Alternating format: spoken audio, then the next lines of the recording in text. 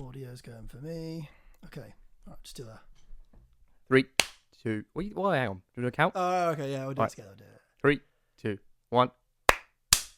Ooh, even over FaceTime. Mate, that's not even in time. What the hell happened there? Oh, it was in time for me. Oh, It's because of the delay, right? Because it's the internet. it's gonna be real sketchy putting this together. Yeah, that'd be fine. Okay, so thank you for doing this, man. I mean, the reason I wanted to have this done was as obviously you said you'd starting to get some COVID sort of symptoms going on, and Yeah. mainly I just wanted to ask the big question. What is your mic like? Oh, bruh, I love it. Absolutely bloody love it. It's the first time I've used it for anything proper, though, other than just sort of sat here going, check, 1, 2, 1, 2. 1, 2, Fiddle with check. Check. Yeah. Yeah, that's all I've done.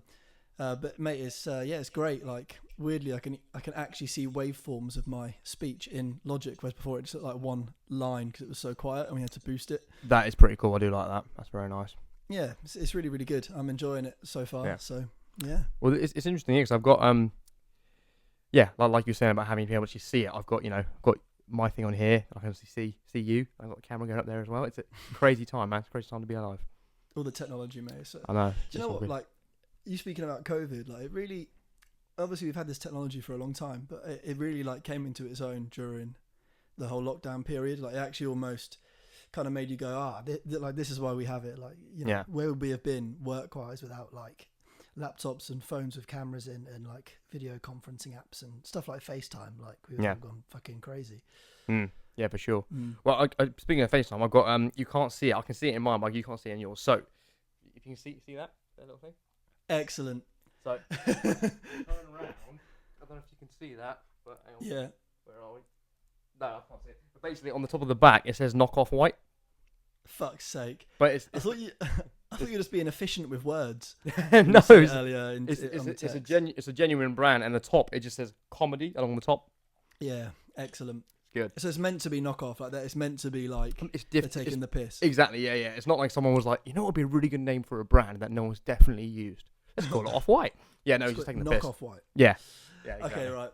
Fair enough. Okay, that's interesting. That's quite cool. I like that. So it's not like a fake, because I thought it was like just going to be a... No. That's the specific brand. Yeah.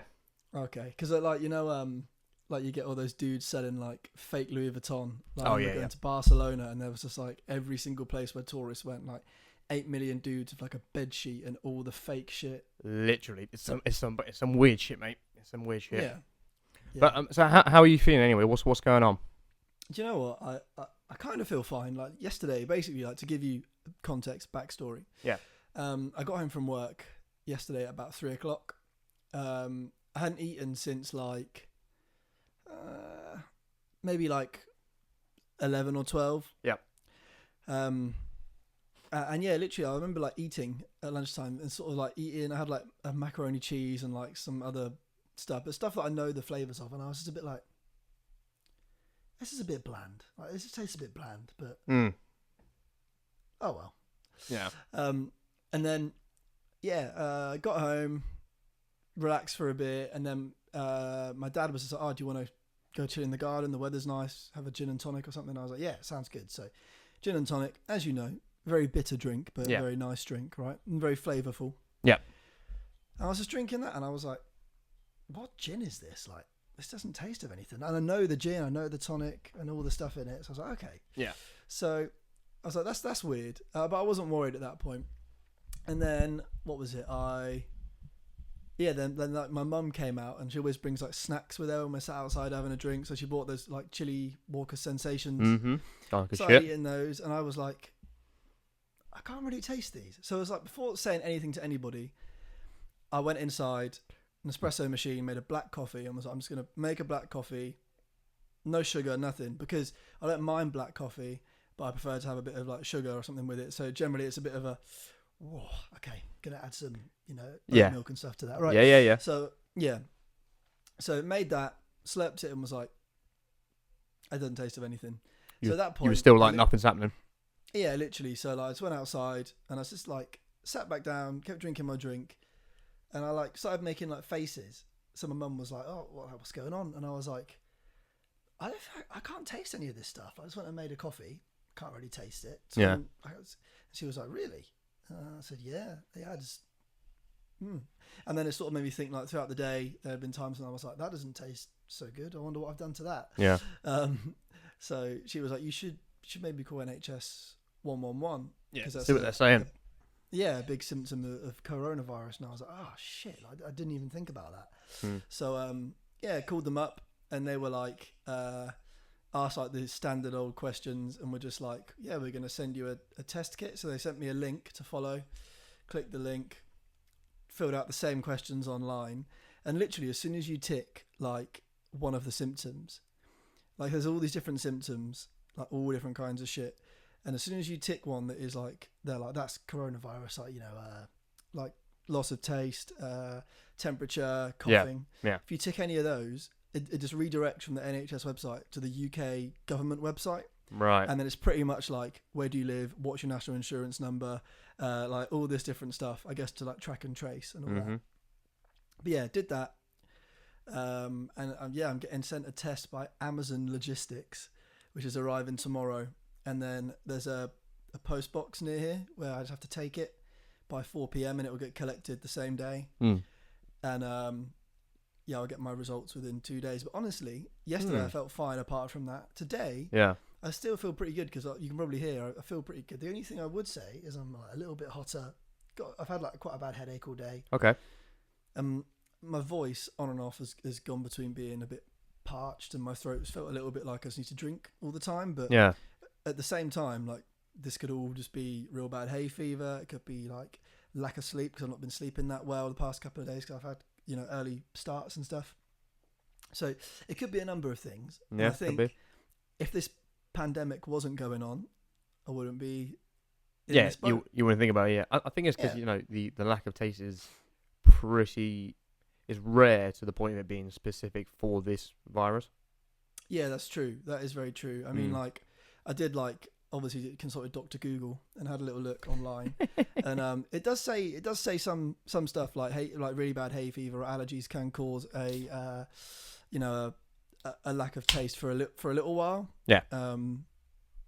But it should go away. But yeah, like, I don't know if it's better or worse today, but it's still like I got a Wagamama on Deliveroo for dinner. Yeah. Again, not thinking about it. So I ordered my a nice dish. I ordered a spicy katsu. It was really good, and I was like, yes. Oh yeah, chef got. I can't really taste it. Well, you know what, mate? Even if you can't taste it, the spice is excellent for your immune system. Really good. That's good. Well, it's really good.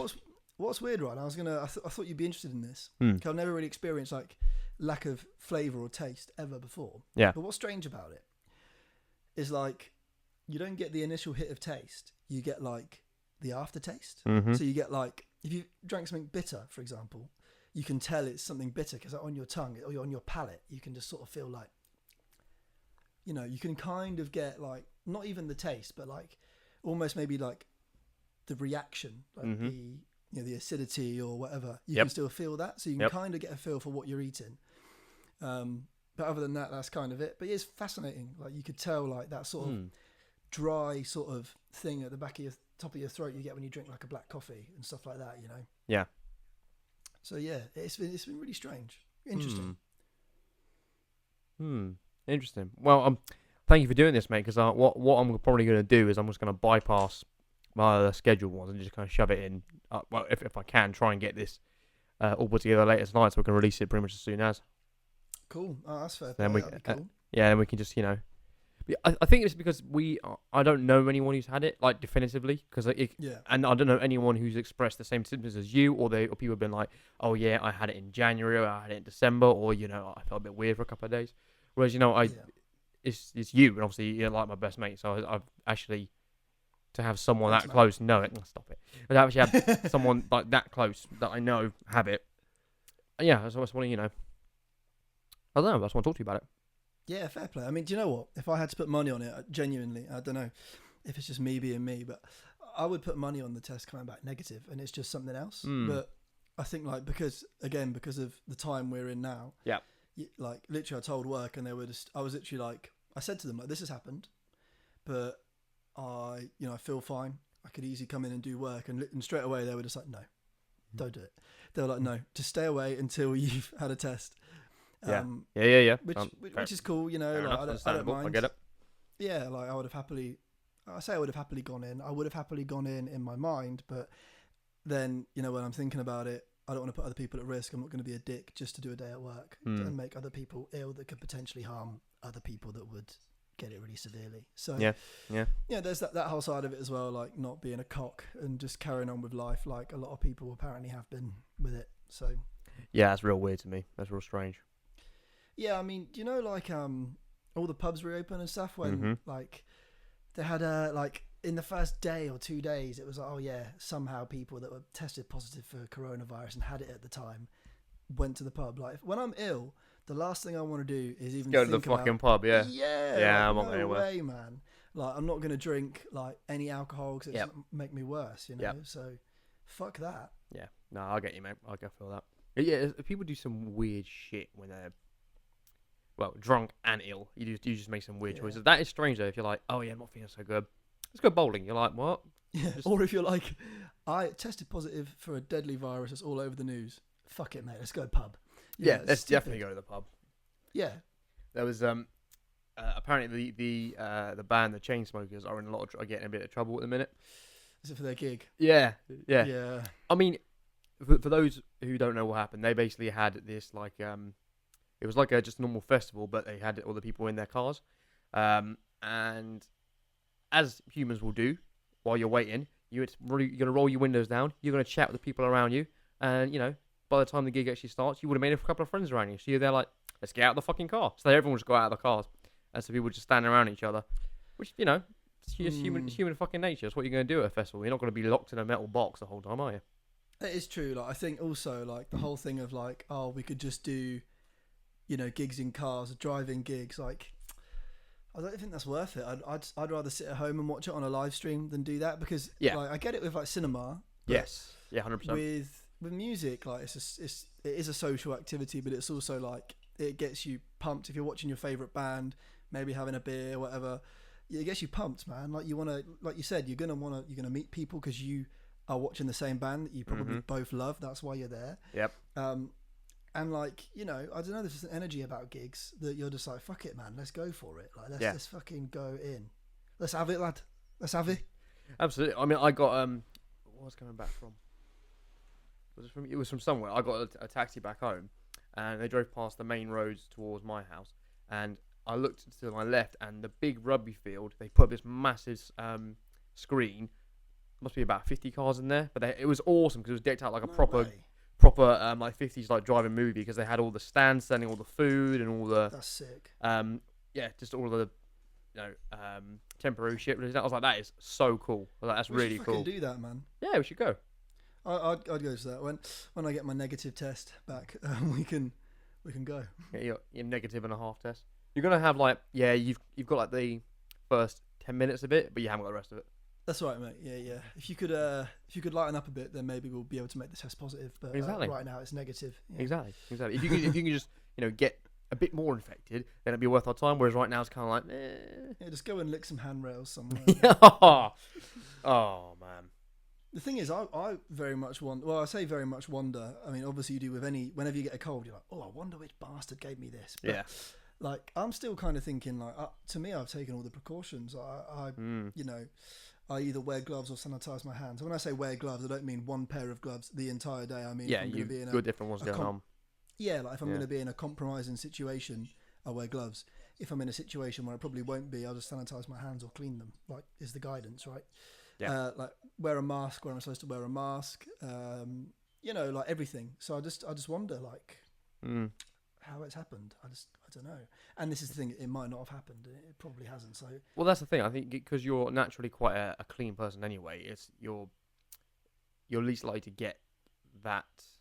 And yeah, you take all the precautions. I mean, you're probably more likely than some people who are quite dirty because maybe you're too clean, so maybe you haven't got like an immune system side of it. But if you take all the precautions, surely it should still put a barrier between you.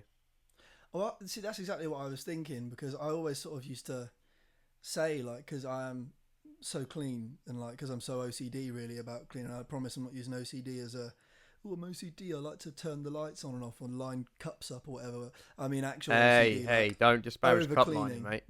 Yeah, sorry. Yeah, like over clean basically, and it definitely has impacted my immune system over the years. Because if there's a flu or something going around at work, I get it. Like every time without fail, I get it.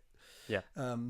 Whereas like I knew people that like almost like yourself sometimes actually that like it could be like me, Shaq, and Andy can be sat with you and we're all ill, and we're like, and you don't get it at all. So that does happen. Yeah. But yeah, you're right, and like I think also a big part of it is other people not taking their precautions, because there's a lot of people that don't care, or some of the social distancing. Like when I see people walking towards me, you think, well, they know now, like social distancing, and they just don't move out the way. You're like, well, great. Like, what's it all for? It's tricky though, isn't it? Because it's obviously horrible that people have got it and have died from it, but I would imagine the majority of people either haven't had it or haven't known anyone who's had it. So yeah, true. and it's difficult now because since Friday, so since a week ago, since masks became mandatory, town's been packed because people are like, oh, I've got masks on, that means I'm completely safe now. So people just, no one gives a shit. Like there's where'd I go today? I went to the post office. I went to Waterstones, walking through the Oracle. Literally, no one gives a shit. The security are like, yeah, just wear a mask and fuck off, do your thing. So I guess for them, they must be exhausted as well. They're just like, people don't listen, so they're just like, what's the point? This is the thing, right? Is that my mum gets really pissed off about people not following the one-way system or not wearing a mask. Yeah. And like she gets really pissy about it. And literally, I was saying the other day, like you can't go around enforcing it. Like it's first of all not your job, and second of all, it's fucking impossible. Yeah, it is impossible because some people just won't do it. So there's nothing you can do about it. It sucks because the person they're putting at risk is you. But that's almost like trying to go around and change every single rude person's attitude, isn't it? You're just never going to do it because you'll fix one person and it'll be exhausting, and there'll just be another one that comes straight along in like 30 seconds. Yeah, so. I think it's a mixture as well of the motivation behind people who don't want to do it. I think some people will generally just be arseholes who are there like, I don't give a shit. But I also think there are some people, like my dad was one of it until it became mandatory. He was like, look, all the instructions we've been given have been conflicting, hypocritical, and wrong. So why should I believe what they say now? So I'm only doing it because I'm now being mandated to do it. Whereas I still think it's fucking stupid because I don't know what to believe, because everything you've told us, you've just then changed your mind the next minute. So I think there's the duality. There's two different types of people who don't want to wear a mask. That is true. I would say yeah, definitely. Like there's the whole, I'm not being muzzled like a dog. Yeah. Twats. And then I can understand people that are, a bit like unsure about it, because essentially I think we all to a degree started off that way. Like, I remember having conversations with my parents, with friends initially, like, no, I'm not doing that, fuck it, I'll be fine. Or like, I think it's all bollocks. But then like, when evidence starts to come out from other places, like places that have done it well, like South Korea, where they've gone, look, everyone wore a mask from day one because we told them to. So, same with Japan as well. Excellent. Yeah, excellent exactly. response. And it's in their culture already to, if you get ill, you wear a mask, because I think they have that thing, like we're almost like we and everyone initially in this country went, I'm going to wear a mask to protect myself. But the minute they all went, no, it's not to protect you. It doesn't really do anything for you. They don't give a shit. No one cares. Yeah, they're like, oh, no, fuck it then. Yeah. Because it is, you're protecting others by wearing it. It's not protecting you, really, unless it's N95. But well, it's an individualistic versus collectivist nation. So in the West, it's very individual. It's all about the self and, strive and get and all that stuff. And then the East is very collective. It's all about the group or the community. So. That is true. And I feel there's, like China, for example, they were, again, a lot in the news going around, so trying to be too controversial about it, but mate, who gives a shit? Go on. Yeah, true. I remember sort of thinking like the way they were able to not necessarily deal with it, it could still be going on and we wouldn't know, because they're like a very cagey nation in terms of their honesty, as we know. Yep. But like, I feel like the way they were able to contain it so quickly and like stop people, like, they go, there's a lockdown, you don't leave your house, and people didn't leave their houses, whereas here we go, there's a lockdown and people were like, fuck that, I'm still going to go meet all my mates anyway. Even though Boris Johnson said, if your friends ask you to meet up, you should say no. Even though he said that. Go on, mate, you can do a heavier accent than that. Let's do it. No. All right. If one day, friends I can't do it. I can't do it. You just got to do it. You got to do like a weird, like posh dude mixed with church. If your friends ask you to meet up, there we go. You should say no. Literally, like, the master as always, mate. Well done. Thank you, mate. I appreciate that. I'm gonna listen to it back and go, "That's fucking shit." Yeah, you're there like, who's that supposed to be? Yeah. Yeah. What? Yeah. But they can literally go right in China, as far as I understand, and this could be naivety, so call me out. But pretty much, like, I feel like recent evidence shows that if you left your house in China, the police could literally just beat the fuck out of you. Yep. Until you went back into your house. So it's almost that like ruling by fear thing. Like if you leave your house, we'll fucking beat the shit out of you, mate, or put you in a death camp or prison. They do that anyway. Like China's fucked up. They will abduct and imprison bookshops that write stuff that criticize the government, and those people just vanish, and the bookshops just shut and never open again. So it's a communist country, but do you ever, like when you hear about death camps, and certainly destroying books that write the truth, and ruling through fear by the police, just breaking into people's houses. What does that remind you of, Matt, in history? Let me think. It's a nearby country to us. Yeah. They enjoy beer and Wiener Schnitzel. And they love driving really fast on the Autobahn. These fucking Swiss people, eh? Gone, yeah. Yeah, I know. I mean, I think they've got in China they've got effectively concentration camps for. I think it's Indian people at the minute. It's some really weird shit. It's very strange. It's a very odd nationality to like single out. It's very odd. Yeah, but then again, like, when Hitler singled out the Jews, that's kind of just that was all like a personal thing, pretty much, wasn't it? Oh yeah, it was all just him. Well, because he was so he was a soldier. No, he was an artist, a soldier, a political activist, then in prison. So he was basically pissed off with the Weimar Republic at the time for being like, oh yeah, we'll sign the peace treaty and pay reparations or whatever. And then he was pissed off with the Jews because while he'd left the army, living in the gutter, and all the people that were helping to rebuild their society were typically Jewish people. So he was like, oh, fuck you all. And, it was like spoiled jealousy. Shithead. And it's why jealousy is one of the things that scares me the most in people, because like.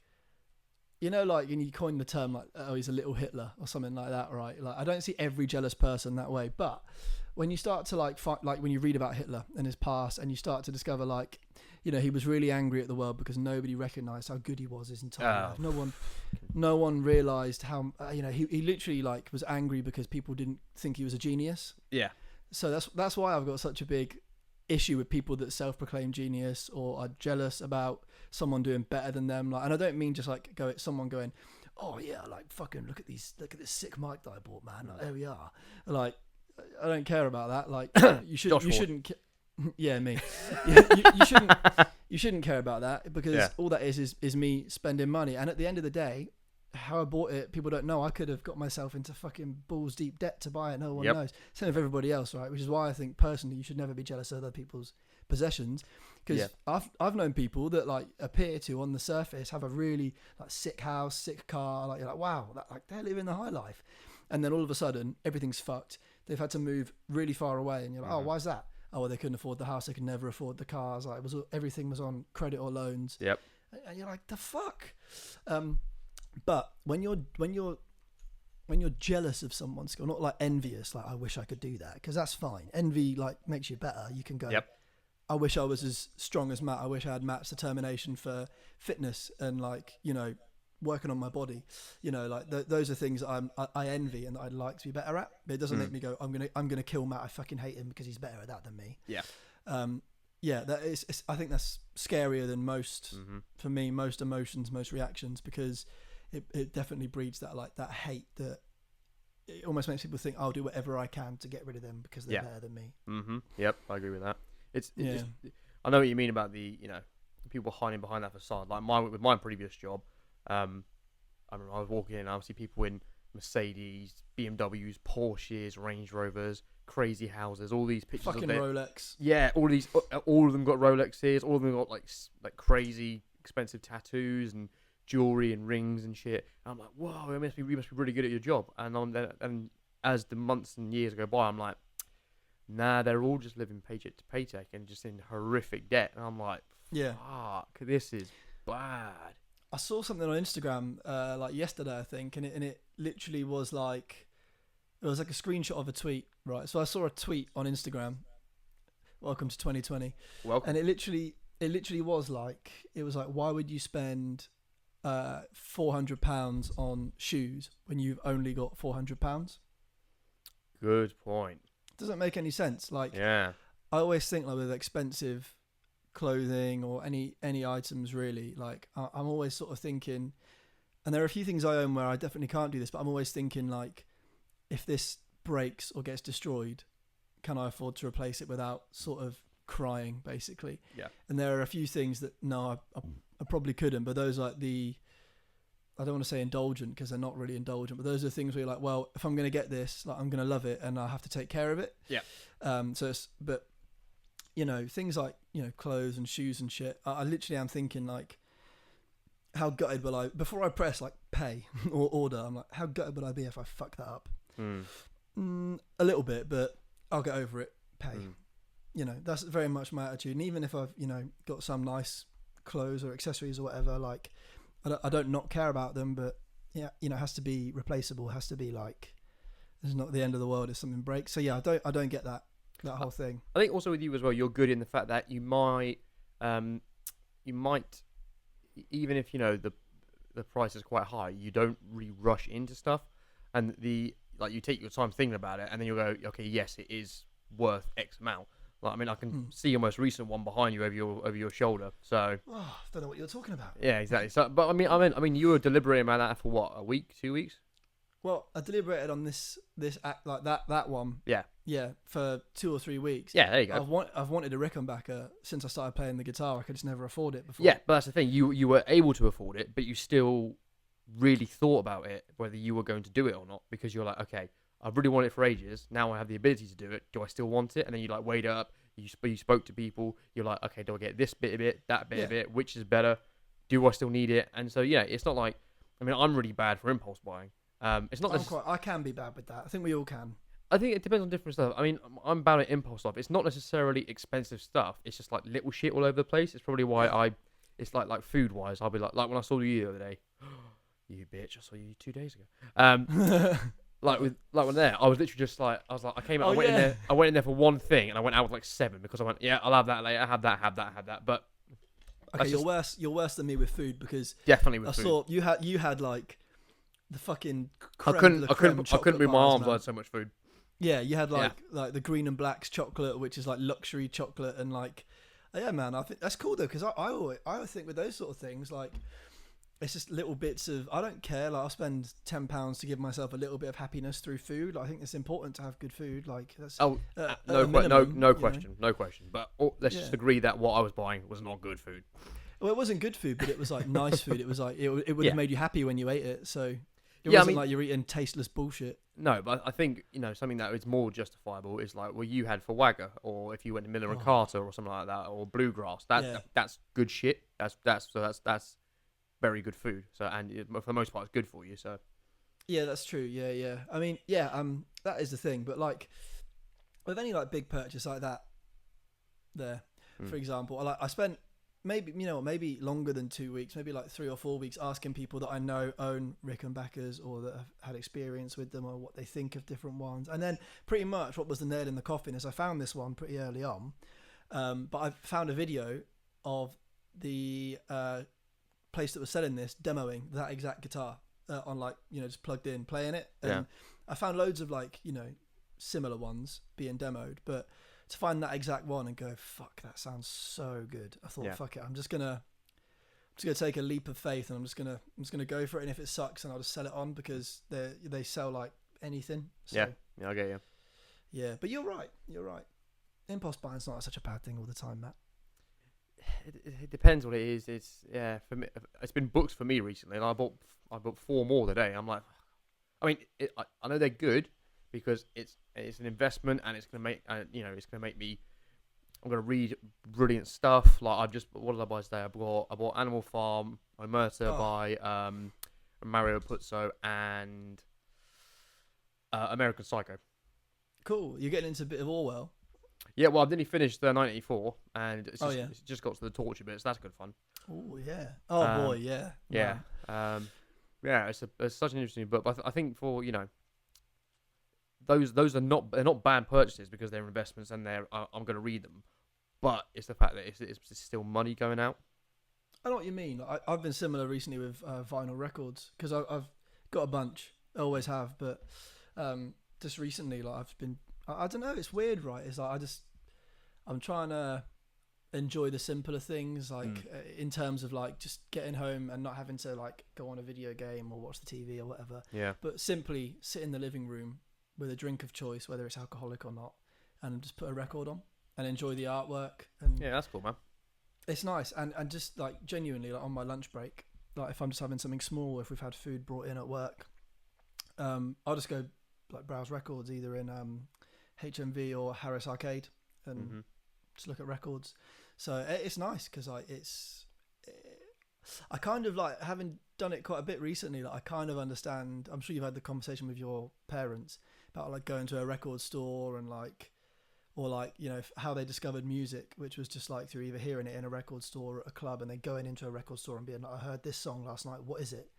And like the guy behind the counter would have to be the sort of oracle of knowledge. Yeah. Because I remember my mum, that's how she discovered Prince. She was in a club in Reading and she heard, I think it was 1999 by Prince, and was just like, that song was so good, what was that? And so she went to the record store the next day and the guy like, had to order it in and all sorts of stuff like that. So it's so cool, man. Like, and it's weird, right? Because now playing like music on the HomePod or like on my phone just feels really hollow. Like I still do it, but I don't know. I found pleasure in like either putting like a gig on YouTube or just whacking a vinyl record on and just sat looking at the lyrics and the artwork. And I've got a deluxe edition as well of Currents, and that comes with so much stuff. So it's almost great to like follow on the content as you're listening to it, like the pictures and the lyrics, and there's like a little book that comes with it. Like, you know, that's like, cool. It's so cool.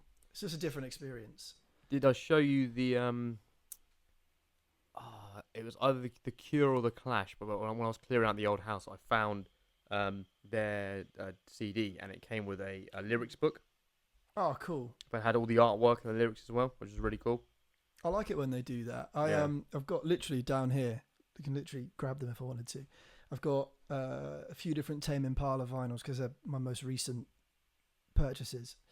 And it's interesting. I've got all 4 albums, a couple of singles, and I'm trying to get hold of the EP right now, but it's hard to find. And it's interesting, like seeing what comes with each one. So like, what's cool is I got the CD of the Slow Rush, and I got the vinyl, and I got the cassette. Yeah. And the CD comes with like a calendar, which has got all the lyrics in it. It's like I think it's a 1992 calendar, and it's got the lyrics written on it. But the vinyl comes with nothing with the lyrics on it. It comes with a poster instead. Yeah. Of like Kevin Parker somewhere. Yeah. But then all the older ones have all got the lyrics, apart from Currents, which if you get the deluxe version comes with a book that has the lyrics in it. So it's really interesting, like to see just how it evolves. Like the live versions, the live album comes with a letter to the listener, just saying that's like, cool. Thanks, here's some cool stuff. Thanks for coming to the shows, all that sort of stuff. So yeah, that's really cool. It's really sweet, man. Just to like, it kind of puts you. I almost feel like I'm going to sound like one of those vinyl wankers, like, because I promise you I know fuck all about vinyl wanker. That's your new nickname now, mate. Yeah, that's it. You're like, you know those twats that are like, well, yes, I only listen to vinyl, and then like they're super. And then was like, oh yeah, Josh Ward, yeah. Yeah, that's right. I remember actually asking. There's a dude at work, right, who's a nice guy. He's a really nice guy, but he's a proper like. He's one of those people that like. Although he knows a lot, I probably would never ask him for any advice on like audio stuff because he doesn't do music or any audio stuff. He's just like I guess what the term would be is audiophile. So like, I remember asking him, like, I was like, I'm thinking of getting a new record player because the one I've been using is like my parents' one from like the 80s. and it's good, but I thought I'll get something more modern, for myself. Mm-hmm. And he was like, "Oh yeah, man, like, what are you looking to play on it?" I was like, "Vinyls." He was like, "Yeah, are they originals or are they like more recent pressings?" And I was like, "I don't fucking know everything." Okay. I was like, "Okay." He was like, "Check out this company called Riga. They make really good stuff." And I was like, "All right." I was like, "What would you recommend from them?" He was like, "They've got a good system called the P3. Check that out." And I was like, "All right." So I went to check it out, and this fucking thing was like $1,000. I actually think the P3 could be more than that. Okay. But as you go up in vinyl players, I've realised you basically get less with them. As in, like, you don't get controls, you don't get a preamp built in. Like, you get less stuff as you go more audiophile. I'm actually going to look it up right now because I don't want to get it wrong. But what do you mean? What do you mean when you go up? As in you go up in price or up in the spec? go up in price. What? That makes no sense. Why would you spend more money for less shit? Well, it's supposed to be like that. You get better. I just guess the turntable quality is better. I don't know, like the would it tone arm is better. I don't really know. Like, probably yes, because these people buy it, but I've no idea. Are they older vinyl players or are they newer ones with simpler mechanics? They're newer. Okay. They're like new. Okay. So this Planner 3 Rega P3 is £649. Still a lot of money. I must have looked at it with but then obviously with a record player, you need a preamp, you need an amplifier, you need speakers for it as well. Mm-hmm. So it's all money. So I just literally thought, well, that's a good company, so I'll just look for a lower model, and you can pretty much get one with all that stuff built in for £300. So I thought, well, fuck it, I'll have that at some point. Yeah, because it looks nice, it sounds really good. All the reviews said it sounds incredible. So fuck it, I'm gonna get that. But back to the original point. It's definitely an experience listening to vinyls. It really is like you actually sit and enjoy it as opposed to picking and choosing what you want to listen to. I don't know. I went up last night. I started listening to like Limp Bizkit's like older stuff. And it's so interesting to hear like the development because they came out in '94. I want to say. Okay. I think. So I'll check as we're talking. And they're, look at that. As I'm talking, they're right on there. But yeah, so they came out with, 97 was $3 bill was their first album. That's what came out then. And it was just interesting to hear, like, how fucking shit they were. Yeah. But, like, they were just, it was just too much going on. Like, there was too much happening. The guitar was doing too much. The bass was doing too much. Drumming, lyrics weren't really doing anything. But what was interesting is, like, one of their tracks is still like classed as one of their greatest hits, so that moved up to as part of their greatest hits album, which came out in 2008. Cool. Which is interesting because I think they kind of tailed off around 2011. But it was just interesting just to go through that and then just go jump back up through the albums as I'm going along. It was cool. Listen to it all again because I was like, I get why I liked it, and I think they're largely underappreciated just because Fred Durst just acts like a dick. Yeah, that's true. Like, I do love like going back and just seeing the origins of bands and stuff like that. Like, there's definitely like, I just want to quickly say actually, I'm wearing shorts and my leg has been skimming on the part of my desk. I just realised it's the mic's picking up, so I promise it's my leg. It's nothing else. Anyway, what else could it be, Josh? I don't know, like a fart or something, Matt. Yeah, but all right, fine. It would pick it up. So okay. I'll save those for afterwards. So I've been watching a load of like music documentaries. Mm-hmm. Yep. Even for people that like I wouldn't necessarily listen to. Like I watched the Lemmy one, from Motorhead. Mm-hmm. It's on Netflix. That's really good. Like cool. he's just a cool guy. Like I don't know. It almost gives you like a newfound like respect, and it kind of almost makes you go, you know what? I actually might listen to some of his music, although like everyone knows the popular ones. Yeah. And I watched Supersonic the other day. Have you seen that? The Oasis one. Yeah. Yeah. And to be fair, I haven't watched it, but I'm pretty sure I know everything in it already because Dad does not shut the fuck up about him. Like, fair enough. He's told me some stuff from that film before when I've been with him. To be fair, exactly. I mean, he's like that film says. He just loves their whole story that they made it through not giving a shit. Yeah, man. There's some mad stories in it as well. Like you would just love. It's almost a bit like. Do you remember Operation Odessa? Yeah. Yeah. So you know how stuff happens in that, and you're like, what the fuck? I love that. I love that film. It's so that documentary is incredible. it almost feels a bit like that at some points, because you're like, there's a story where like they say, like they're going on a tour. They're doing it's their first ever a gig outside of England. Right, they go to Amsterdam. Yeah. And they hire this dude from like the record label. Christ. Those two in Amsterdam. Jesus Christ. Yeah, literally. So this guy comes along from like the label or whatever in a van, and he's going to take him there. And he rolls up, and Liam Gallagher's first thing he said to him is he was like, "Right, have you got a float for this? You know, like some money to." And he was like, "Oh yeah, it's all for petrol. I need it for petrol." And then apparently Liam was like, "No, fuck that." So they got the float money off of him, and they drove around like Manchester for hours before they had to get their ferry, just picking up drugs. Yeah, that sounds about right. Yeah. Yeah, so it's picking up drugs. And there's other stuff as well, like they ruined their first ever US gig because they did meth the night before and they couldn't sleep. It's just little stuff like that. You're just like, oh man, fucking hell. That's actually crazy. You should give it a watch, man. It's just, again, like, I'm not a huge Oasis fan. I think I more have respect for Oasis in terms of what they did and the music they made, and like you said, just making it on pure fucking ego alone. Like massive respect for them, and it's just super interesting, man. Like, especially as a musician, like it's just interesting to watch. A really good one, which I was surprised how interesting it was, is the Katy Perry one. I can't remember what it's called. It might just be called Firework or something. Like it's named after one of her songs. Sounds about right. It's named after one of her songs, but I don't listen to her stuff. But it was mad, like watching her and like her perform and like hearing all the backstory and the prep. She for the I think it was like 3 or 5 years, she did a show every other day. Jesus Christ. For that long, and you're like, I mean, so that's how it worked out over the period. I think she did like 4 or 5 days in a row, 3 days off, 4 or 5 days in a row, 3 days off, or something like that.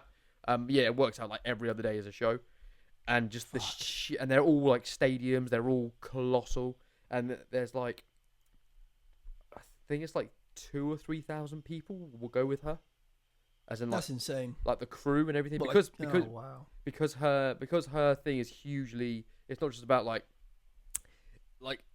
it's not like going to see Pendulum, where it's like you'd have them in the middle of the stage, some lights, a screen, and their gear. That's it. No. With her, she's got the massive stage, different levels, performers, dancers, costume changes, different sets. It's like a play, and she'll like change costume like 6 times in one song, and you watch it happen. You're like, what the fuck is going on? That's insane. It's cool to see, isn't it? Like just the process and because I think because they broke down the money as well, because they were like, so all the money we make from this goes to funding the next show. So no one here makes money. We're just along for the ride, and I'm like, fuck. Wow. So no one out of that entire crew makes a profit. It's just for the experience.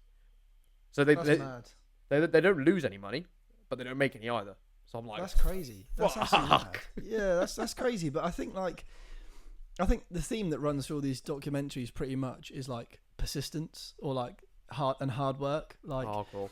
Although some of them like Oasis, like they don't give a fuck. I think without realizing, some people put a lot of hard work in, and it's more because like I feel like Lemmy basically says, fuck it, I can't do anything else. So this is what I do. So I think just naturally he was out every night playing a gig, because he was like, well, I'll sit at home and my fucking mum and dad will shout at me like, get off your ass and do something. Yeah. Or I go out and play a gig, you know. So like it's that sort of thing. I guess, you know, it's going to be tough now because we can't do that, but it's an exciting time because you know, we're literally seeing how that's going to change, like where we'll in terms of like the music industry discovery and how bands reach fans and how people discover and listen to music now. What's it going to be?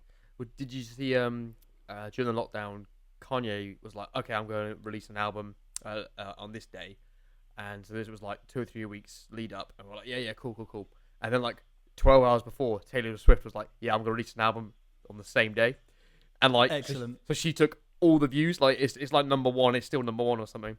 So and he is final payback. Yeah, he is livid, but it is so funny. It is so funny.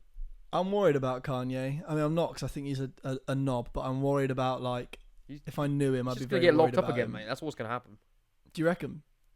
I mean, to me, he looks like someone on the brink. Well, he's not on the brink of, he's having it, but a massive mental breakdown. he's that severe autistic. Like we had a friend of obviously a friend of ours is on the spectrum, but he's he still function day to day. He just specializes in specific areas. Kanye is so far the other way. He's a high functionary. Actually, how's that word? Is it high or low functioning? High functioning? I guess so, yeah. Or would it be low functioning because he's weird? He's pretty weird. Anyway, I guess Anyway. I think he's high functioning, right? Because he has it and he's still managing to do life just in kind of his own way. Yeah, I suppose. Okay, yeah. So it's like a functioning alcoholic. Yeah, he's a functioning, on the spectrum of autism. So he doesn't perceive reality as we do, which has served him very well in many cases, because it means if you don't perceive reality the same as other people, it means you can create new things, you can see new things that other people can't. But you can only take that so far, then reality is going to clamp down on you. That's true, yeah. I think, I don't know, the whole, him and Kim getting divorced thing coming out right after his, fucking tanked presidential run speech. Oh, I didn't see that. Fuck me. Oh, man. It's just... Are they getting divorced? Yeah, he's apparently been trying to divorce her for 2 years. Yeah, his words. Yeah, that's made my day. Thanks, man. Oh no, anytime. It's just it's a weird guy, and honestly, I cannot stress enough. Right, if you're American and you're listening to this, don't vote for Kanye because it's funny. Don't. Yeah, no, that's don't dangerous. do it because you think he won't get in, because that's what the fuck happened with Trump. Don't do it. It's like some people did back in the 80s with Jesse Jackson, and they're like, these white guys got drunk and were like, let's vote for Jesse Jackson, and then next day they're like, he fucking won, because they just did it as a joke. Brilliant. I mean, it's good because Jesse Jackson should have been in, but that's not the point. Yeah. But the world's run by fucking lunatics, mate. It's run by lunatics. I realise it now more than ever. I feel like there was a time where it was kind of all right. But we're almost it just happens every time. I think about when Gordon Brown and fucking George Bush were in power. Gordon Brown here and George Bush there, and Blair and Bush. Blair and Bush was scary. Brown didn't do shit. He was just shoved in there for something that he was just shoved in there for something to do. He didn't do anything overly bad. Didn't do anything overly good. He turned up late to all the fucking conferences and Paris Accord treaties. You're just like, what the fuck is wrong with you, mate? I remember I was obviously quite young at the time, but I remember his whole campaign for the election that David Cameron won. And you just got the vibe from him that he was like, I'm doing this because I have to. Someone that turns up to work and just does the bare minimum because it's their job. They have to be there. Exactly. That's how I felt about him. I was like, why are you bothering, man? You can just tell, when he'd go and speak to voters, they're like, oh, I think you're doing great work. And he'd be like, thanks. Yeah. He wouldn't be like, oh, thank you so much. You know what? You do the great work. It doesn't do the politician thing, right? Of just turn it around and it wouldn't be like, no, I couldn't do any of this. It's not about me. It's not about me. I couldn't do any of this without you. Yeah, literally. He was just he didn't do any of that. And cheers. Yeah, thanks, mate. And that's how the Tory reign began. And we haven't heard anything from him since he left office. Haven't heard a peep. Tony Blair and David Cameron will pop in now and again with some bullshit advice, and we're like, fuck off, you cunt. Yeah, it's so true. David Cameron will pop in with I don't know, some nonsense. I didn't want the referendum. I didn't want it. Yeah, fuck. That's why you did it. That's why you did it. Yeah, you fucked it. What a knob. Yeah, do you know what? I feel sorry for Theresa May. I always thought the whole time. I know she was a knob and did bad shit, but as a person on a mental level, I felt bad for her because I think it did wear her down a lot. I don't know enough, but from what I could see, I agree with you. She wasn't particularly bad. She just had a very, very tough thing to do. Bad would be Thatcher. Thatcher was bad. Blair was bad. Because they started wars. Yeah, so those are definitively bad people. She just, had a really difficult job, and unfortunately, she wasn't up to the task, which she couldn't deliver. Yeah, I think I do think that she had, and when I say this, I don't mean that they're everyone's best interest, but I think she had what she thought were everyone's best interest at heart, or at least the nation's best interests at heart. Yeah, which is why she kept delaying, leaving, because she was like, well, that's not good enough. We're going to be on our ass if we leave with that deal. Whereas Bojo was like, oh, bloody blackguard, I don't care. So, he's such a prick. He's a prick, but I can't help but laugh at him. Well, that's the problem. That's the same thing with Trump for him, is because they did it They managed to make people enjoy the fact that they're jovial and they're the joker and they're the jester. Whereas it means people don't appreciate how dangerous they are because they can do whatever the hell they want. And people are like, "Oh, it's just them being them." No one cares. That is true. The difference I have though is I think, to me, Trump is a fucking idiot. Like, he just is an idiot. Like, he just, the way he speaks, the way he says stuff, the way he like goes back on his own word. I don't think he's insane. Like, people's like, oh, he's mentally unstable. I just think he's stupid. Like, I think he's an idiot. I disagree with both of those. He's not stupid. He's not insane. His dad was a tyrant who basically beat the emotion out of him. So Trump cannot understand feelings because he doesn't have them.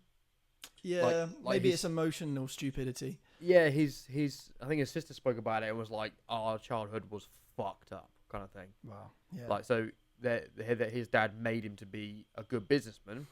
Obviously, that's questionable. A good businessman, or business oriented, certainly. But a people person, no. Can't do it. No. I get your point. Yeah. I don't know. It's hard to read really, but like, I think the difference is like, Boris comes across to me fairly well educated, whereas for sure he is, absolutely. Yeah. Whereas extremely well educated. Yes, absolutely. Being honest, whereas Trump just doesn't come across that way. But I don't know if that's just like you said, for those reasons. I think there's 2 points there. There's I agree. I think there's the education in the fact that I imagine Trump just went straight from. Probably didn't even go to university. His dad just probably went, right, you finish your mandatory school, now come work in the business and let's just make money. Yeah. Fair play. So I agree. And obviously Boris probably went to multiple universities. He's probably got a master's, probably a PhD. But there's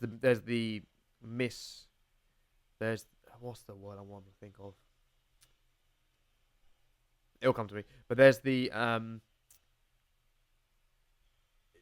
saying it's well educated doesn't mean intelligent. It just means you went to these schools and got these qualifications. It's the misconception. Yeah, exactly. Yeah. I want to say it's like I want to say intellectual dishonesty, but it's the second word's wrong. It's intellectual something. But it's the fact that just well educated doesn't mean you are a smarter, more intelligent person. It just means that you got these qualifications because you got this certificate from this particular school. I wholeheartedly agree with that. Yeah. If the schooling is bad or the schooling is biased towards a social elite, then it's not good education to be around a human. Yeah, I mean, like, some of the most intelligent people that I've met or know have are some of the worst, like, socially or academically. Yeah, well, no, they're like, there's some that are like that, but like people that are super academic sometimes I think are super lacking in common sense and actually the ability to speak to people. Yep, I agree. And I think actually, like, personally, I think that goes a little bit further. Like, you can have, like you said, as many bits of paper as you want saying how great you are, but if you can't speak to a person, you're not going to get very far at all. Yeah, I agree. Well, me and you both, neither of us went to university. The only bits of paper I hold of any value to me is my judo qualification and my grades in piano. That's it. The rest of it I don't care. The rest of it doesn't mean anything. Yeah, I mean, do you know what? Like, 100%. Like, I think, you are who you are. Like, yeah, a bit of paper doesn't define who you are. Yeah, and I think, like, obviously, I don't know. I suppose you kind of pick up what you're meant to do in life, right? Is that, that's what we've said on a podcast before. I think that, you tend to like, music kind of finds you, and you just sort of naturally do it. Yeah. Some people find different things, and there are things that we probably think about and go, "Fuck, I could never do that. Fuck that shit." But then there's stuff that like music, we go, "Wow, I'd love to be doing that full time." Some people would hate it. Some people are pure consumers of it. Some people want to make it. So same in every industry, and but I definitely agree with that. I've always believed that. I never thought like you have to go to university. Like, when people would be like, "Oh, you didn't go to uni?" It's like, and what? Like, it hasn't changed me as a person. Yeah. So if people were like, "You didn't go to uni," you're like, "Oh, I'm sorry, I didn't follow this predetermined fucking slave trade routine of I've got to go to school, pay my dues, go to like secondary school, go to university, then get a job where I'm stuck in this as the modern fucking factory worker, to then work for that for 50, 60 years, to then retire, do fuck all, die because I've stopped working.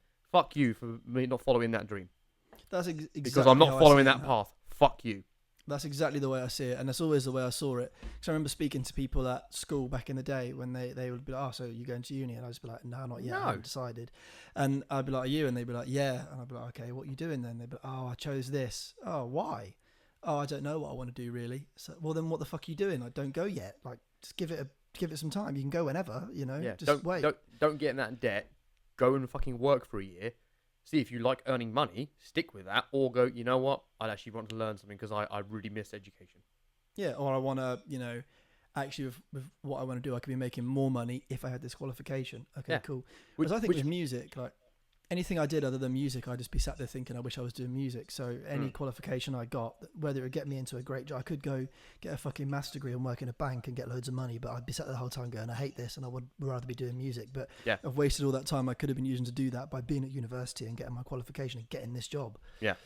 So you're between a rock and a hard place, but you have to make the decision ultimately. And if you fail, fuck it. Like you did what felt right to you. So who cares? Exactly. That's the thing. Another reason people will go to uni is because they don't want to take that fucking risk. They don't want to do this thing that they really, really like because they're like, oh, I can't afford it, or what if it goes wrong or something. Fuck if it goes wrong. You're not going to know until you fucking do it. Yeah, exactly. And like, look, if we get to 50 and 60 or whatever and go, well, that didn't work, did it? You can't, you can't harbour any resentment or regret for that. You just got to be like, well, yeah, fuck it, I gave it a go, man. That's the best I could do. Exactly. It's like this. This could literally just be 60 of our mates who ever watch it. That's fine. I don't care. Because I know these people, and I've actually, and from the feedback I've got from them, they said, thank you very much. That was, it's surprising feedback because that was not my intention. But they said that, that really, I really like what you said about this, about that. Can I talk to you a bit more about this, about that? All I wanted to do was have it so that we can connect with people who we can't see at the minute because we're not fucking allowed to. That's it. Yeah, that's true. That is true. Yeah, that's it. Yeah, it's great. Like just doing the podcast. Like it's great to have a bit of. Like I always say to you, don't I? Afterwards, like, it's just great to have an hour or so of intellectual conversation that isn't just about normal bullshit. Exactly, because it's like, I mean, the conversations you have with most of your customers and some of your colleagues, they're just like, it's the same shit. It's the same shit. You'll get some of your colleagues and you'll get some customers who will be, actually intellectual fuel for you because they talk about interesting things. They ask questioning things, and you're like, wow, I didn't know this, I didn't know that. Yeah, it's great to meet you. Let's exchange details or whatever. But yeah, I mean, for people, most of people in life aren't striving for anything they really care about. They're just getting through each day of existence because they don't know how else to live, and that means then they're going to have limited things to say. Which is it's not a bad thing inherently or a bad reflection on them. It's just that's all they have in their life at the minute. They haven't found something they really care about, and they haven't gone for it, or myriad other reasons for it. It's true. The people I find the most difficult are the people that I don't know very well. So when I work customer facing, it would literally be like someone I've met 10 minutes prior. And then I guess anybody else would be someone that I don't know that well, like an acquaintance maybe. But it's the people that are so happy just to unload their life story, or they want to tell you stuff about them. Oh God. And I was speaking to, I speak to people about it all the time, like, people that do work customer facing still. You get the people that basically come in, you're like, hi mate, how you doing? You make the sort of pleasantries, but essentially the aim is, so what do you want? Like, I'm being paid to sell you something or help you out here. Yeah. But they're like, back in 1942, I used to do this, and it was very funny because blah blah blah blah blah. And you're like, oh fuck's sake, man! Like, this is nice. I don't care though. Like, because after you've heard enough of those stories, you're like, listen, I'm sure that is really interesting to the right person, but I personally couldn't give a fuck that, like, I don't know, your dad met like the founder of Nike before it started and then went for dinner with him. Like, I don't care about that. I don't know you. If I knew you, maybe I'd care about that. Like for example, when you told me the story about your dad meeting Brian May, I actually care because I know who the fuck you both are, and I can put myself in that situation, and also I appreciate Brian May. And I think the reason you told me the story was because you had that story in the bank for ages, but it wasn't until I was like, you know what, Brian May is a good guitar player, and you're like, oh, funny you say that. You're not just telling me shit. And I think it comes from it comes from a place of like loneliness or narcissism, things like that. But I mean, I may ramble on, but I'm not trying to tell you fucking everything about my entire life that's really fucking boring. Yep. Yeah, mate. Those are the ones I find difficult. We talk a lot about psychology, though, don't we? No, you're absolutely right. I think you hit the nail on the head in the fact that if someone's a particular age, particularly elderly, then it will be loneliness. If it's anything below a certain age, get 100% narcissism. There's nothing else except that. They're just so fucking self-obsessed. But it's interesting because the ones that talk about themselves all the time are usually the ones who take really bad care of themselves. Yeah, it's true. Very interesting. True. They eat a lot of they drink a lot of sugar, eat a lot of shit, don't exercise, have bad relationships. Yeah, it's really interesting to watch.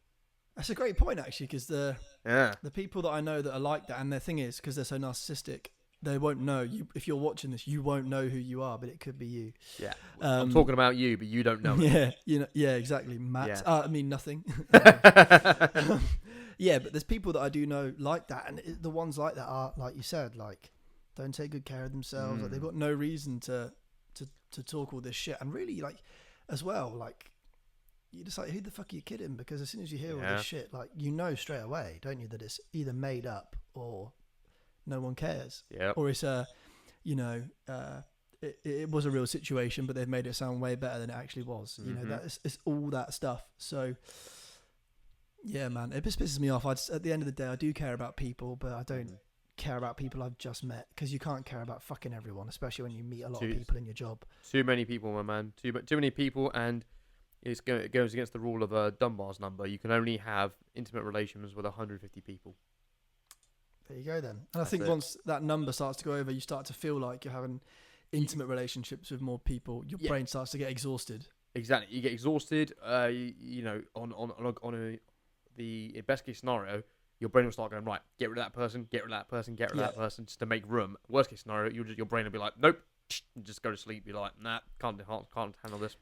It is true. Like, there's definitely been people in my life before that you get to the point where your brain just goes, you know what, you need to cut them out because they're driving you mad. Yep. And there's people that I pretty much just cut straight off because I was like, this is emotionally exhausting to be friends with this person.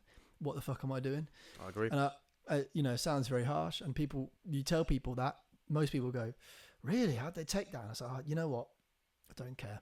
Because I had to do it for my own well-being. Got to be done. It was like, yeah, 100%. Like, honestly, anyone that doesn't want to do it, I absolutely. If someone, even if it's me, I don't care. I don't give a fuck. Cut them out of your life because it is causing you stress. Oh, yeah, is that the time? All right, yeah, I'll see you later. Yeah, I agree. It's probably true, mate. I wouldn't want to know. It's a tough thing, though. I mean, especially if, imagine if you're in the unfortunate position where you're trapped with a small amount of friends. You'll be like, well, I haven't got any others, so I can't get rid of these ones.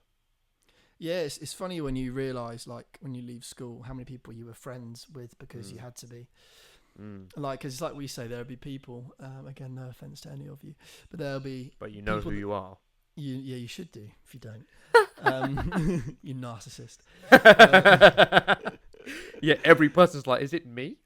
Yeah, it could be you. Yeah. But there's certain people that haven't spoke to you in years, and they get back in touch suddenly, and they expect you to care.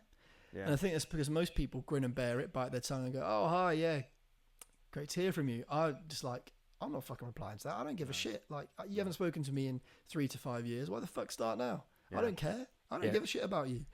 It's only because they want something. I hope, yeah, it's true. There's the whole thing of, like, the disclaimer is, I hope you're well. I hope you're in good health. I hope you and your family are okay.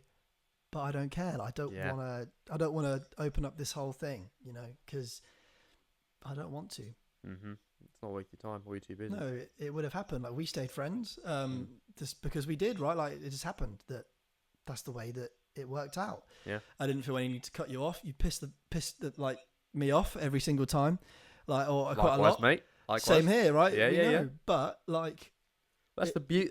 That's the beauty of our relationship, though, because we know deep down that we care about each other. It doesn't matter if we rip the shit out of each other or piss each other off. We know there's genuine. This is the thing. Is those people could be nice. They could be like, they could not piss me off, but inside I'll be going, oh God, like, it would be very exhausting. Whereas, like we said, as much as we annoy each other, you might want to punch each other in the face. There's just something inside that just says, no, this is my best mate. This is, do you know what I mean? Like, I think you're meant to piss each other off if you're best mates. Like, you got to have that open dialogue. Like, it's part of the, it's part of the healthy. I think especially for guys as well, it's part of a healthy relationship to be able to rip the piss out of each other, to like bust each other's balls. Yeah, 100%. And it just means you call each other out on your shit, as opposed to just being like, otherwise you're just really fake. Because we all make mistakes. We're all fallible with somewhere. We're just humans. Yeah, we're all fallible in some way or another. So the point is to just be able to, so it's just the point to be able to, correct it from each other, or be like, look, mate, you've been a bit of a prick about this. Yeah. Just so you know, you're being a prick. Definitely. You, but you're being a prick. Like, Yeah, exactly. Another good mate of mine, like years ago when I fucked up, I remember he messaged me. He was like, right, call me when you can, tell me what's going on. And so I called him. I was like, look, I fucked up. I did this. I did that. He said, right, you're a fucking idiot. Now let's fix it. So I was like, yeah, excellent. It's a healthy way to be. Yeah, it's the same relationship we have though. It's just like we speak to each other when we've done dumb shit, and then you're like, yeah, you're a prick. Okay, now let's move. Let's work to either fix it or let's move on. It's a good way to be. I think like a big thing, like, so I went through like therapy a little while ago. I was just like feeling generally quite frustrated about stuff, and I think like the long and short of it was that I was never being honest with people. Like, someone could piss me off, and I'd be like, oh yeah, that's fine. And I realized that was my massive problem, was not, I didn't want to be rude to people and go, well, you're being a cunt. You know, like, it was just like, if someone annoys me or someone says, oh, like, it would even be simple stuff like, oh mate, do you mind doing this? And if inside I'm going, well, I've actually got like a billion things to do, so no. But then I'd go, oh yeah, all right, mate, just to try and please people. Whereas now I'm just like, nah, you know what, no. And like, it just comes from that thing of like, not that I don't care what people think of me. Like, I guess everyone does to a degree, but like, it's more like, listen, man, like, if you dislike me or you get angry at me, for me just being honest and saying, no, you know what, I can't do that now, or no, you're acting like a dick, or that's a little bit rude, then that's your problem. Because if I'm saying it in a way that isn't horrible, like if I'm literally going, oh mate, no, I'm really sorry, but no, I'm actually really busy, I probably could do it next week but not this week. Or if someone's rude and you go, oh, you know what, like, I get what you're trying to say, but like, you could say it in better terms. Like, it's a little bit rude. And if then they get even more angry, well, I hate that guy, that's your problem, that's on you. Like, that's what you have to realise. I think I felt like the weight of the world was on me. I had to fix everyone, had to help everybody, I had to be nice to everyone. No way. Like, once I genuinely feel like so much better now that I feel happy to go, well, you're a shithead. Yeah. And again, like, it depends on how much I know you, how comfortable I am. I'll be more and more savage about it, but it all comes from the same place. It's just I'll choose my words different. I know I can go, Matt, you fucking dickhead, like, what do you do that for? That was stupid as fuck. Whereas someone I don't know, I'd be like, I don't know if I've necessarily done that. You'd be like a lot nicer about it, but they both mean the same, it's just different terms. Yeah, you're right. It depends on the relationship and that you have with each individual person. Yeah, definitely. Speaking about how much arseholes narcissists are, I went to the gym today for the first time. Oh yeah, I saw on your Instagram. How was that? Dude, it was sick. I walked in, I was there like, Gabby, Luke, Ollie, Andy, what's up, everyone? Good to see you again. What's happening? And Gabby was like, oh yeah, good to see you. Good to have you back. Just, watch out with the squat. Take it easy. I went, yeah, I'll take it easy. Fuck.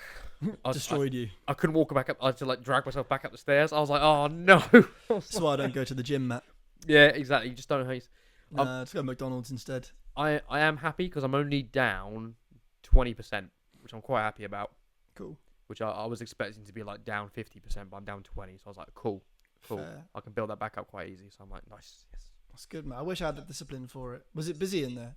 No, it was nice. They've done a really good job with they've updated their app, so they've got a traffic light system which is linked to their football counter on the top. So they've set a number, and it basically says that green is there's enough space you can go in. Amber is there's quite a lot of people at the minute, but it's still just about, and red is you can't come in. Fair play. So yeah, so green. So it's been ever since I got it, and I've been looking at it. It just said green the whole time. So I'm like, yes, that's really good. I've honestly just been doing cardio and stuff. I know I was getting good at going to the gym. Well, I say I was getting good. I was going to the gym a little while ago. But yeah, when this all kicked off, I've just been doing cardio. So I've been on a treadmill and I've been doing weights. But that's about it. Wait, now weight's ain't cardio, mate. Weights resistance training is excellent. Well, yeah. But I've been mainly doing cardio, like running. Cool. It's been my main thing. I'll literally do like a few reps of weights afterwards just to like try and keep these little chicken arms somewhere. Arms, yeah. They are. They even loud. Like, you look at them, they look like fucking noodles. I don't care. Fuck it, man. Like, you're a sexy man as you are. Don't worry about it. I don't know about that, mate. I take after you, really. I try and try and get as good as you, but it's not happening. Your hair looks good, by the way. Thank you. I got it done on Monday. Yeah, it was good. It was nice. Yeah, it looks nice, man. Must feel good to have a proper haircut after lockdown. Mate, it was so good. It was nice, so nice. I almost feel kind of bad that I shaved my hair off twice. Cause I'm there like, I should have just left it. So I would have been like your length and then been like, I can see my face again. Yeah, that is true. I'm just going to grow mine again. I think I actually prefer long hair to short hair on me. Fair enough, mate. I think you go full Jesus again. No, I won't go that long. I'll probably go like maybe here. So a bit Jesus-y, but not quite. And I might do stuff with it this time as opposed to just leaving it. I think that's where you went wrong last time, is you just left it to do its thing. Yeah, I was like, I don't care. But if I like actually, I don't know, put product in it and style it a little bit to make it look nice.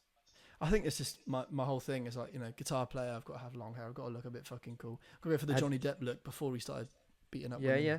Have you seen The Witcher? On Netflix? Yeah. No, I actually haven't.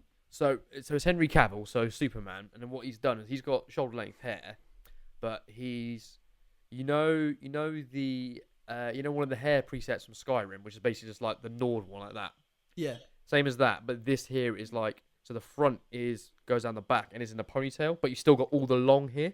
That's so cool. it kind of flows back in. So just the fringe comes like this, and it's just a little thing at the back that flows into the rest of the hair, and it looks sick. I think that'd really suit you if you did like everything the same length and then just brought it back like that, and just styled it this way. Okay, and look. I don't even care about that anymore. No, I think it'll look good to you, mate. I think it'll look real good. I'm gonna try some different stuff out, man. I might just tie it up, but I don't know. Please don't do a man bun. Please don't do it. It depends on the situation, because if you're swimming, you have to tie it up. It makes me sad. Like it. Really, you don't like a man bun? It makes I don't do it to be a dickhead. I just like having my hair out of my face. Yeah, I get that, but again, like I said, do the thing at the back of the head. I think that looks really cool. All right, cool. Because it flows down as opposed to stick up at a stupid Teletubby angle. Teletubby angle. Okay. All right, cool. I'll take that. Yeah, because you with long hair is cool, man. I just think you just, as you say, just do something with it. Yeah, I think that's what I need to do to make it look cooler. I need to make it look like it has a bit of volume. Oh, mate, mine's thinning as shit. That's all right, though. I feel like you I don't know, like, you can suit that, though, whereas for me, I just look like a fucking bald old white man. So, I don't know. You can do your shaved head, like, it looks good. Like, when you had your hair short, like, this looks good, obviously, as well. But, like, yeah, when you had it, like, Joe Rogan length, which is not no hair. He's a fucking bowling ball. Yeah, he is, all right. He had, like, The Rock. The same bowling ball. Yeah, they're all like you can like see yourself in their. Yeah. You can see yourself in their head. That's what their hair's like. Yeah, true. Yeah, I mean, it looks good either way. Unless you're thinking like Statham or something, because he's not completely bald. He's just got like a really like grey hair to his head. Yeah, I don't know, but it looked good either way.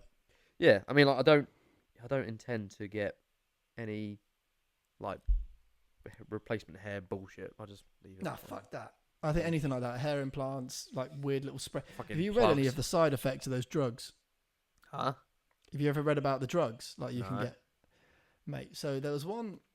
It was actually a podcast I was watching ages ago. It was I think the sponsor was a company called Hims. I think it's. I know Hims. Yeah. Yeah, is it the hair? That's the hair thing, right? Yeah. I think they're partnered with Manscaped. Oh, okay. And that's just the erectile dysfunction one, because they had one for that as well. Nice. It was really, they had weird sponsors, man. Yeah. But yeah, basically, like it was like a hair loss drug, and I looked at it because I was like, well, like maybe these have changed now. Maybe they don't kill you anymore. Bruh, some of the side effects. One of them was like you may not be able to get an erection, and even after you stop taking the drug, you may not restore itself. Oh shit! So what's the point, right? You're getting hair, and I guess you're getting hair because you want to improve how you look, and I guess you want to improve how you look so you get more of whoever you're attracted to. Yeah. But then you can't get it up. So what's the fucking point? Yeah. So either way, you're not getting what you want. Yeah, 100%. Like I would rather be able to get it up than have hair. Yeah, or just wear a hat. Yeah, wear a hat. Exactly. Do a Fred Durst. Wear a hat. Wear a mask. That's in the fashion at the minute. There you go. Literally, like you have to just go on people's eyes. Have you noticed that actually? Like some people's eyes, like it kind of draws you to how striking people's eyes are when they're wearing a mask. And it's forcing people to be more expressive because obviously, like, you can see if they're smiling or not, or if they're like, Yeah. Yeah. But like, there's Interesting. yeah, you can really tell with the eyes, can't you? That Like was if you're smiling. fucking terrifying. Well, what I was trying to do, right, someone was saying to me, like, you can tell when someone's smiling genuinely in a mask because their eyes do it. But on Instagram, they the crinkle, Instagram smile where it's just the mate, eyes don't move. the dead eye smile terrifies me because it's just like, Yeah. you're like, You're going to kill somebody. it's like, who's holding your kids hostage? yeah. It's when there's a lot of teeth. You're there like, it's so scary. But I'm seeing it with people I know, and I'm like, what's going on? You know in Terminator 2 when he's like, you should smile, and he's like, is it Terminator 2 or 3? I can't remember. One of the Terminators. 2, yeah. And he's just like, yeah. It's like that. I'm trying to think who else. It's like the IT crowd as well, where Jen gets employed of the month, and she has like a little team meeting in her office. She's like, right, Roy, you need to smile, and he's there like, and she's like, you know, bigger. And he's like, whoa, that's actually quite a threatening look. That's like maybe less. threatening, yeah. Yeah, maybe less teeth. Okay, Or you work on that. That's your homework. Or like when at the dinner party, act natural, but relax. more relaxed. Yeah. You got any absinthe? No, I only drink absinthe. Oh, Carlsberg, perfect. From absinthe to Carlsberg. That show is genius. I missed that. I might watch that all again. Oh, mate. Is it IT Crowd that's Graham Liner, or is that Yeah, no, it is. Yeah. Yeah. One man. That is one man. Mm-hmm. Irishman. Fuck. He's got it, man. It's honestly so funny. Fucking killing off Denham and bringing in Douglas was a great choice. Because Denham was good, but Douglas is genius. the one. Stroke of fucking genius. Yeah, Matt Berry is just so good. I fucking love him. He's so another one of those actors that is the same guy in everything that he's in, but that's okay because he's fucking funny. Yeah, just wow, a gun in everything he does. Yeah. Hello. Have you ever watched Toast of London? No. You might like it because it's just about he's a voice actor. Okay, cool. So you know Clem Fandango? Yeah. You know what Mike Smith calls Tom? That's where that comes from. He's like the audio engineer. So he sat like reading the thing, and there's one where he's like, he's got to say yes. The line is yes. So he goes, yes. It's like, hi, yeah, Clem Fandango here, Toast. Yeah, we'll just get another couple of those, all right? Yeah, thanks. Yeah, good job. Yes. Yeah, hi. Yeah, Clem Fandango here. So yeah, we're not really getting it, like the emotion that we want from it. So if you could just try like a little bit more emotion in that one. And he's just sort of looking at him like, I'm just saying yes. It's like, yes. It's really good. Like, you should check it out. Especially because you do this now. You do something audio related. Yeah. It's funny. It's very funny. I found a cheeky workaround. Well, no, not a cheeky workaround. I've seen some people who do a cheeky workaround to the SM7B. Is it the SM57? No, it's a Rode pod mic is what it's called. Ooh. So it's basically the same as yours, but it's silver. It's got silver bands around the mesh, around the I've seen them. Mic. Yeah. And I'm like, oh, but so a lot. I've seen quite a few of the ones that I watch. They switch them out, so they just change them around. So sometimes they use SM7B. Like, I think it's the one that I watch where they've got multiple studios. I think they've moved it over there, so they put the pod mics in. Sorry, I was like, oh, okay, and it sounds pretty much the same. Yeah, the Rode mics are great. I was looking at a Rode before this, and I just decided to go with this. Yeah. But Rode mics tend to be the standard for like broadcast. Yeah. So you tend to find a lot of voice, like as in not singing, but like speaking. Yeah. Like stuff like that. They use Rode mics. Mate, I found you know that link I sent you the other day about the Rodcaster by Rode. Oh yeah. It's bad. It's like a Focusrite i20 rolled together with a TriCaster. So it does all the switching for you and everything. Yeah. Like that. Oh, it's so dangerous. bad. It's so bad. Well, Matt, I'm still sticking to my guns. I'm not going to buy it. But if you want to buy it, feel free. Well, I don't know, because like, there's there's probably no point in the Mini because this works fine. Yeah, exactly. I need to get that or a TriCast is way in the future, so don't worry about that. I'll probably get that or the i20 if we get like if I transition to a proper camera, like a proper bigger one with multiple camera shots. Because there's no point in the minute. Fair play. I think I'm going to buy a mic preamp for this mic because legendarily the output's quite low. Yeah. So that means that if we are recording on an interface that's only got 2 preamps in, which is most of them. Yeah. I can use that and it will still give a boosted signal, so it'll sound loud.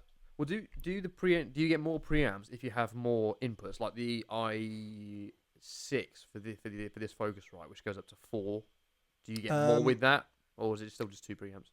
The preamp, normally you can tell a preamp input if it's got the, you know how like on I've got the what's it called, the Native Instruments Complete Audio, the new one, 6, and it's got like the 2 XLR jacks. Yeah. But then on the back it's got like 6. Okay. Yeah. Just like 1/4-inch jacks. Yeah. The 1/4 inches haven't got preamps, but the front ones do because they've got a gain control. So yeah, if they've got a control, that means they've got a preamp because you're controlling how much gain. Oh yeah, cool. But I've got this interface right here that is very cool. It's very old, but it's got like loads of preamps, and you can individually control phantom power on each one with like there's literally like little switches. Like there's so tactile and delicious to use. Yeah, that is nice. Very, very nice. I'll have to come around and have a play at some point and see what other toys you've got floating around. Oh, I've got a lot to make. I've got my Prophet right here, Kemper. Your dad is gonna die when he sees that. Oh yeah, don't mate. We'll see what happens. Yeah, he loves a Rickenbacker. We'll see what happens when we get the Delaharp Studios over here. You know. Delaharp Studios. I'm excited, mate. Delaharp Studios. I get myself a set of wheels as well, so I can drive us around. I can't wait. We can have beers, lager, pub every single night. Oh yes, I will join you on those bevs. Sponsored by Heineken Zero. Yeah, you probably are. That's what you're gonna get. Mate, as long as I can get some real Heineken with it, I'm fine. Oh, I'm sure, mate. This is actually fucking delicious. I don't drink because, for anyone who cares, I don't drink because it like fucks my head too much the next day, and like it's like 1 step forward, 2 steps back in regards to like my physical development. Whereas this exact same taste, they've really fucking pulled their shit out because like a year ago it was dog shit, and now it's just real nice, real good. You can even get it on tap in certain bars, and it like actually tastes nice. Yeah, I remember in the Finsbury, and they had it on tap there. Imagine that on draft. Oh. Yeah, exactly. It'd be really good. But I drink because I enjoy it. So yeah, man. I still do it, and my body can. I think like we were saying earlier on in this podcast, like your motivation for health and fitness is so good that when you put anything slightly bad into your body's like it's not like rejecting it. It's just going, what the fuck are you doing? Yeah. My body then like vividly punishes me for being an idiot. Yeah, like headache and whatever else, stomach ache. It's not even like I have like bad shits or anything. It's just pain. It's just pain everywhere. That's all it is. Fair. Because it's not like it doesn't change like going to the toilet. It just gives me pain. It's no good, man. Weird. Gives me pain the next day when I drink too much, but I'm all right. I've never heard of that happening. Oh, no. What is that? What is drugs? Yeah, what would you call that? Yeah, I don't know, man. Some sort of over. You know, the next day it gets over. Hang. I don't know. We could put those words together and see what we come up with. I like it, mate. I think that's a sign of your mental acuity is falling away from you. Yep. Yeah. Pretty much. Cool. Yep. Anything else you want to cover? Or should we wrap it up from there? No, mate, I'm very happy. Thanks for having me today, and we'll see. I'm going to bet now my test comes back negative. That's what I'm going to say. All right, we'll put money. We'll put it on the audience. We will say goodbye to the audience here, and then just stay on the line because I just want to have a chat with you about how we're going to do this. Cool. Right, I'm going to end everything recording then. Cool. Sweet. All right. See you guys in a bit. Oh, that was good, man.